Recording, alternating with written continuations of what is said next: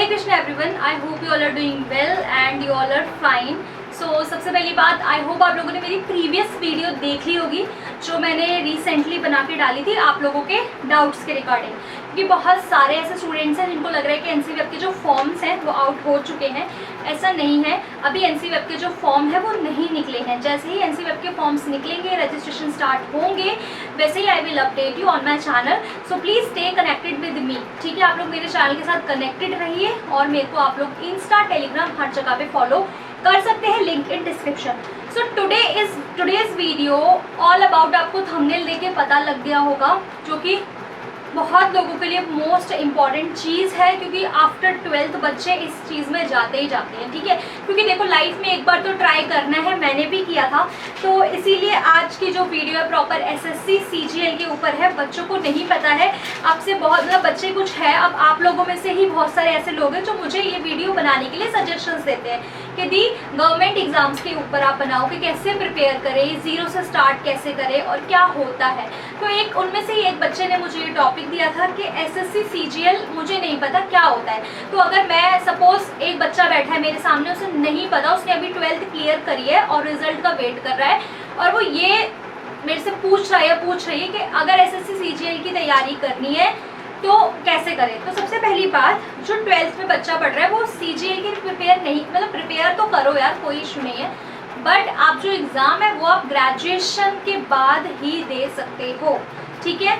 जो इसके अलावा आप दे सकते हो 12th के बेस पे, वो आपका एमटीएस होता है जो ग्रुप सी की पोस्ट होती है, ठीक है, आप उस पर दे सकते हो। तो यही सारी चीज़ें आज इस वीडियो में डिस्कस करने वाली हूँ। बहुत ज़्यादा इम्पॉर्टेंट वीडियो होने वाली है और अच्छे टॉपिक्स कवर होंगे और सारी चीज़ें इसमें बताऊँगी मैं, ठीक है गाइस। स्टार्टिंग से लेकर एंड तक ज़रूर देखना, and if you are new to my channel so please do subscribe my channel and hit the like button और share my video with your friends, relative, anyone, किसी के साथ भी शेयर करो जिसको भी तैयारी करनी है, प्रिपरेशन करनी है। ऐसा नहीं है कि नहीं होता, जो लोग बहुत अच्छे से, बहुत ज़्यादा कड़ी मेहनत से तैयारी करते हैं उनका हो भी जाता है। चलिए स्टार्ट करते हैं। सबसे पहले मैं बात करूंगी एसएससी सीजीएल और एसएससी सीएचएसएल, दो टाइप के होते हैं। जो एसएससी सीजीएल होता है वो बच्चे कर सकते हैं जो ग्रेजुएशन जिनकी कंप्लीट हो चुकी है, जैसे कि मेरी ग्रेजुएशन कंप्लीट हो गई थी 2019 में। उसके बाद मैंने आफ्टर ग्रेजुएशन एसएससी सीजीएल के लिए प्रिपेयर किया, ठीक है, प्रिपेयर किया, अटेम्प्ट भी दिए, बट अनफॉर्चुनेटली नहीं हुआ। कोई बात नहीं, अब आपके यहाँ से बताती नहीं हूँ मैं किसी को, बट आप लोग को बता रही हूँ। उसके बाद है नेक्स्ट आपका एसएससी सीएचएसएल, सॉरी, वो होता है आप 12th के बेस पे दे सकते हो, ठीक है। तैयारी में कुछ ज़्यादा डिफरेंस नहीं होता है गाइस। अगर ऑब्वियसली बात है आप एक एग्ज़ाम की प्रिपरेशन कर रहे हो तो आप दूसरा भी दे सकते हो, ऐसा कुछ नहीं है। आपको चीज़ें भी क्लियर होंगी और पता लगेगा कैसा क्या अटेम्प्ट है और कैसा क्या क्वेश्चन पेपर आता है। तो जो बच्चे स्टार्टिंग में भी, जैसे जो एनसीईआरटी के बच्चे हैं या किसी भी यूनिवर्सिटी कॉलेज के बच्चे हैं जो अब ग्रेजुएट होंगे इस साल, तो वो बच्चे इसके लिए जा सकते हैं, ठीक है, सीजीएल। तो इस वीडियो में मैं प्रॉपर्ली सीजीएल के बारे में बात करने वाली हूँ। सबसे पहले ग्रेजुएट लेवल पे होता है एसएससी की फुल फॉर्म क्या होती है, स्टाफ सिलेक्शन कमीशन, ठीक है। प्रॉपर यहाँ पे स्टाफ का सिलेक्शन होता है, उनके लिए होती है, जिसमें आपको पता है competition very tough, competition is very tough और बहुत ज़्यादा हाई कंपटीशन आपको देखने को मिलेगा, ना यही नहीं हर जगह, हर उसमें, ठीक है। तो सबसे पहले हम बात करेंगे एसएससी सीएचएसएल जो है 12th बेस्ड होता है। इसके अलावा होता है एसएससी एमटीएस, ठीक है, एसएससी ही निकालता है, ये स्टाफ सिलेक्शन कमीशन ही ये वैकेंसीज निकालता है, भर्ती निकालता है। एमटीएस में आपका 10th लेवल पे होता है।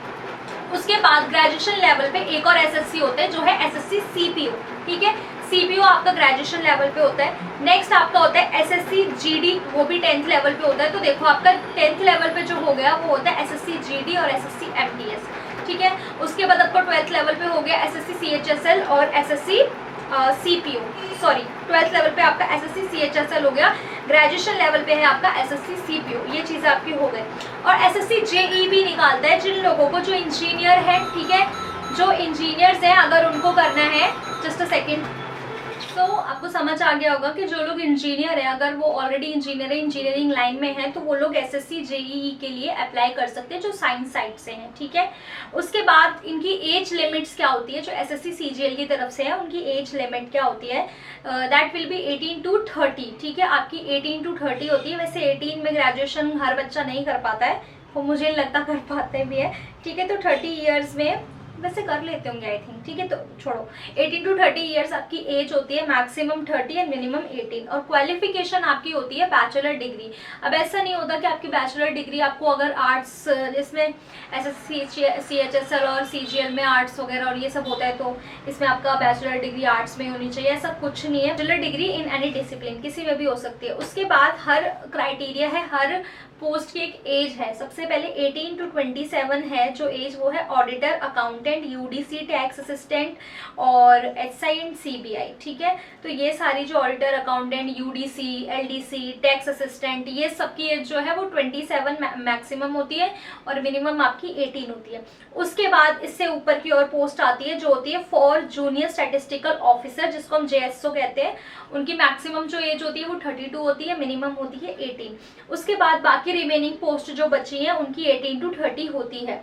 अब हम बात करने वाले हैं इसका एग्जाम पैटर्न कैसा होता है। तो SSC CGL टीयर 1 का जो एग्जाम, सबसे पहले तो कितने टीयर्स होते हैं इसमें, तो SSC CGL में पहले 3 टीयर हुआ करते थे, बट अब नहीं है इसमें ऐसा, ठीक है। तो SSC CGL में टीयर 1 और टीयर 2 दो चीजें हैं इसमें, बट टीयर 2 में आपका टीयर 3 भी ऐसा लग रहा है मिक्स कर दिया, ठीक है। क्योंकि टीयर 1 आपका जो एग्जाम पैटर्न है उसमें आपको देखने को मिलेगा आपके 4 सब्जेक्ट्स होंगे इसमें, ठीक है। इंग्लिश, रीजनिंग, मैथ्स और जनरल स्टडीज, ठीक है, जिसमें करंट अफेयर्स भी ऐड हो जाता है। तो English, reasoning, maths, general studies में आपके हर पार्ट में आपके कितने क्वेश्चंस होंगे, ईच पार्ट हैज 25 क्वेश्चंस, ठीक है। 25 क्वेश्चंस होंगे जिनमें आपके नंबर ऑफ क्वेश्चंस हो गए 100 एंड मार्क्स जो हो गए वो आपके टोटल मार्क्स हो गए 200, ठीक है। क्योंकि आपका जो 25-25 का होगा इसका और 50 मार्क्स का होगा, समथिंग ऐसे करके नंबर ऑफ क्वेश्चन 50 मार्क्स का होगा, तो टोटल 200 हो गया। बाकी आपका जो टाइमिंग्स है, आपको 1 आवर की टाइमिंग मिलेगी इसमें, इससे ज़्यादा आपको टाइम नहीं मिलेगी। तो आपका जो इसमें टाइम मैनेजमेंट है, स्पीड है, बहुत ज़्यादा होनी चाहिए। उसके बाद अगर आपका ये क्लियर हो गया, ठीक है, टीयर 1 आपका हो गया, पास हो गया, क्वालिफाइड हो गए इसमें, उसके बाद you are eligible for tier 2। Tier 1 में जो बच्चे हो गए वो टीयर 2 के लिए एलिजिबल हो जाते हैं। फिर टीयर 2 में आपके टीयर 2 में आपके सेक्शंस होते हैं, ठीक है। एक होता है पेपर 1 और पेपर 2, टीयर इसमें भी पेपर 1 और पेपर 2। तो सबसे पहली बात है आपकी पेपर 1 में ना सेक्शंस बढ़ जाते हैं, ठीक है। और पेपर 2 हर किसी के लिए नहीं होता, पेपर 2 उनके लिए होता है जिनको जूनियर स्टैटिस्टिकल ऑफिसर JSO है जैसे उनको, तो उनको पेपर 2 भी देना है।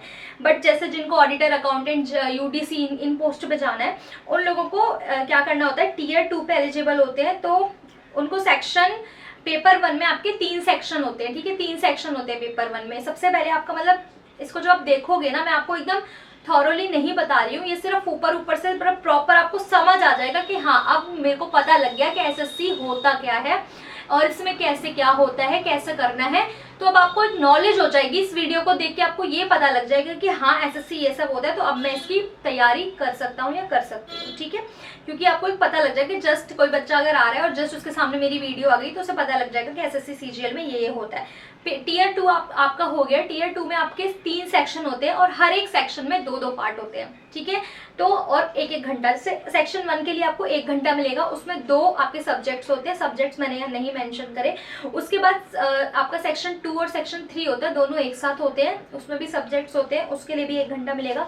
टोटल आपको मतलब ब्रेक बीच में कुछ टाइम का ब्रेक मिलेगा, उसके बाद 1-1 घंटे का आपको पेपर मिलेगा, वो पेपर मिलेगा, फिर वो ले लिया जाएगा, फिर दूसरा पेपर मिलेगा, ठीक है। ये होगा। ये सब होने के बाद इसके बाद आपको डाटा एंट्री का टेस्ट देना होगा, जिसको हम कंप्यूटर नॉलेज, टाइपिंग, ये सब कह सकते हैं, शॉर्ट हैंड वगैरह जो अलग होता है। बाकी डेटा एंट्री का टेस्ट इसमें इसीलिए होगा क्योंकि आपकी टाइपिंग से, क्योंकि आप कितनी जल्दी डेटा एंट्री कर पाते हैं। तो इसमें आपकी जो कंप्यूटर नॉलेज है, आपकी टाइपिंग है, वो बहुत ही मस्ट है। आपको अगर इसमें भी जाना है, चलिए तो बाद की बात है, पहले आप अच्छे से प्रिपेयर करो। उसके बाद आप लोग, टाइम बहुत होता है, टीयर 1 के बाद टाइम मिल जाता है थोड़ा, तो उसके बाद आप उस टाइम में अपनी टाइपिंग भी सीख सकते हो। और जो इसमें सिलेबस है गाइज, वो अप टू 10th का रहने वाला है। सिलेबस आपका 10th तक का मिलता है आपको, ठीक है, ऐसा कुछ नहीं है। और बाकी पढ़ने के लिए आपको मतलब आप तो खुद ही पता है, पढ़ने के लिए अगर आपको ऑफलाइन जाना है तो ऑफलाइन के लिए तो पूरी दिल्ली में हब है अलग अलग चीज़ों के, राजेंद्र नगर, करोल बाग, गौतम नगर, हर जगह चले जाओ, आपको तो हर जगह अच्छे से अच्छा इंस्टीट्यूट मिल ही जाएगा। बाकी ठीक है, क्योंकि सबको पैसा छापना इंस्टीट्यूट वालों को, और उसमें बच्चे इतना पढ़ ही रहे हैं बेचारे, इतनी कंपटीशन में लाखों बच्चे लगे हुए हैं दिन रात। तो आपको जाना है तो देखो इंस्टीट्यूट वाले तो वहाँ पे भी पैसे देने हैं आपको, और अगर आप यहाँ ऑनलाइन किसी का बैच लेते हो यहाँ पे पैसे देने हैं आपको। बट ये है कि आपकी फ्लेक्सिबिलिटी क्वालिटी और आपको वहाँ पे अच्छा लगता है और आप कहाँ पे अच्छे से समझ पा रहे हैं, तो आप वहाँ पे देखिए जहाँ पे आपको कंफर्टेबल है और आप अच्छे से पढ़ पा रहे हैं। ठीक है, तो अगर आप लोग घर पे ही करना चाहते हैं तो देखो, सबसे पहली बात एक रियलिटी बताऊँ तो आज की डेट में फ्री ऑफ कॉस्ट आपको यूट्यूब पे इतनी वीडियोस मिल जाएंगी कि अगर बच्चा वहाँ से तैयारी करना चाहे तो अच्छे से कर सकता है, बट एक कांस्टेंट होके। अगर आप ये नहीं ना इधर उधर भटको मत, जैसे कि एक की वीडियो खोली, मेरे साथ ये चीज़ हो रखी है पहले कि अगर किसी की तैयारी करनी थी मुझे तो मैंने हर अलग अलग पहले इसकी वीडियो देख ली, फिर उसकी देख ली, फिर उसकी। नहीं, आप अपना एक प्रॉपर टीचर पकड़ो कि हाँ मुझे पढ़ना है तो इस सर से पढ़ना है, इस मैम से पढ़ना है, तो उन्हीं की वीडियोस देखो, उन्हीं का चैनल देखो, तभी प्रॉपर। ऐसा कुछ नहीं है कि किसी पे सभी पढ़ा रहे हैं अपने, ठीक है, सभी आजकल सबको ही है कि ज्ञान जो अपना है सब आपके सामने ज्ञान अपना दे रहे हैं। ठीक है, तो इसीलिए आप लोग किसी भी चैनल पे जा सकते हैं जिस चैनल पे आपको जिसकी टीचिंग वे, क्योंकि सबका टीचिंग वे भी यूनिक होता है, सबकी चीज़ें यूनिक होती है, तो आपको जहाँ पढ़ने में सुटेबल लगता है आप वहाँ पे जाइए। थ्रू आप यूट्यूब से भी पढ़ सकते हैं, आप ऑफलाइन बहुत सारे कोचिंग सेंटर हैं, ठीक है, वहाँ से भी पढ़ सकते हैं। और सबसे पहली बात, इसको हल्के में मत लेना क्योंकि एसएससी सीजीएल एक बहुत बड़ी पोस्ट होती है गाइस। ठीक है, पोस्ट ये नहीं होती, एसएससी सीजीएल एग्जाम है, काफ़ी टफ भी होता है, मैं इसको हल्के में नहीं कहूँगी। ठीक है, इसलिए इसको आराम से पढ़ी। अगर आप लोग टीयर 1 दे देते हैं, क्लियर कर लिया, वेल एंड गुड। उसके बाद टीयर 2 में अगर आप कहीं ना कहीं रह गए किसी भी चीज़ में तो आपको दोबारा ऐसा नहीं कि टीयर 2 ही देना है, आपको दोबारा टीयर 1 देना पड़ेगा। यही चीज़ होती है, तभी बच्चे रह जाते हैं और उसमें नेगेटिव मार्किंग होती है, वो अलग बात है। और ओवरऑल प्रमोशन आपका बहुत अच्छा होता है इसमें, ठीक है, सीजीएल की पोस्ट में। तो यही सब था सीजीएल के लिए, एसएससी सीजीएल के लिए। तो आई होप आपको समझ आ गया होगा कि एसएससी सीजीएल में क्या चीज़ें होती है, कैसे होती है। तो प्लीज़ गाइज अच्छे से प्रिपेयर करना, ऑल द बेस्ट जिसको भी प्रिपेयर करना है। और जो इस वीडियो को देखिए प्रिपेयर करना चाहता है या ज़रा सी भी मोटिवेशन लगता है कि हाँ हम प्रिपेयर करेंगे, कोई बात नहीं, क्योंकि देखो हर चीज़ को प्रिपेयर करके देखना चाहिए लाइफ में, ताकि आपको आगे चल के रिग्रेट ना हो कि हमने ये चीज़ कर लेते तो क्या पता हो जाता। इसीलिए जो भी चीज़ आप करना चाहते हो अभी उसको ज़रूर करो, रिग्रेट ना हो आपको आगे चल के, इसीलिए सारी चीज़ें करो, हर चीज़ को ट्राई करो। नहीं होता वो अलग बात होती है, और हो जाता है तो फिर बल्ले बल्ले। ठीक, नेक्स्ट वीडियो मैं लेकर आऊँगी बहुत अच्छे टॉपिक पे, जो कि है बैंक पीओ और बैंक क्लर्क। बहुत सारे बच्चों ने बोला था कि बैंकिंग की तैयारी करनी है तो क्या करेंगे, ऐसे करें। ठीक है, तो इसके रिगार्डिंग तो अभी मैं रिसर्च कर रही हूँ, क्योंकि मेरे को प्रॉपर आपको सोच रही हूँ आपके साथ सिलेबस वगैरह सब शेयर करूँगी इसमें। ठीक है, और एसएससी सीजीएल वगैरह का भी अगर आपको सिलेबस चाहिए, वैसे तो गूगल वगैरह पे मिल जाएगा आराम से, बट अगर इसका सिलेबस भी चाहिए तो मैं आपको क्या कहते हैं वीडियो अलग से देखूंगी, बना पाऊँ तो, क्योंकि सिलेबस के लिए मैं नहीं तो प्रॉपर ही कुछ बना के अपने टेलीग्राम पे शेयर कर दूंगी, पीडीएफ वगैरह बना के सिलेबस का। ठीक है, तो आई होप गाइस वीडियो अच्छी लगी तो प्लीज चैनल को जरूर सब्सक्राइब करना, मेरे को इंस्टा पे फॉलो करना मत भूलना, क्योंकि इंस्टा पे मैं प्रॉपर एजुकेशन से रिलेटेड चीज़ों के लिए अपडेट नहीं रहती हूँ, बट इंस्टा पे मैं डीएम, मतलब एक वो है कि एक बात करने का आपको जरिया मिल जाता है, मेरे से कांटेक्ट करने का जरिया मिल जाता है। और ठीक है, यही सब चीज़ें होती है। तो गाइस थैंक्स फॉर वॉचिंग, मैं वीडियो 10 बार बोल चुकी हूँ पर बंद नहीं कर रही हूँ, तो इसलिए चैनल को ज़रूर सब्सक्राइब करना, दोबारा बोल रही हूँ मैं। अगर आप मेरे चैनल को सब्सक्राइब, उंगली नहीं दिखाते, सॉरी, ठीक है, अगर आप मेरे चैनल को सब्सक्राइब नहीं करोगे तो गाइस आपको पता है मैं बहुत ऐसी इन्फॉर्मेटिव वीडियोज़ लाती हूँ ताकि आप लोगों को आगे चल के इन्फॉर्मेशन मिले और बहुत अच्छी अच्छी चीज़ें और करियर से रिलेटेड आप लोगों को हेल्प करे। ठीक है, so Hare Krishna, all of you, bye bye, मिलते हैं नई वीडियो में।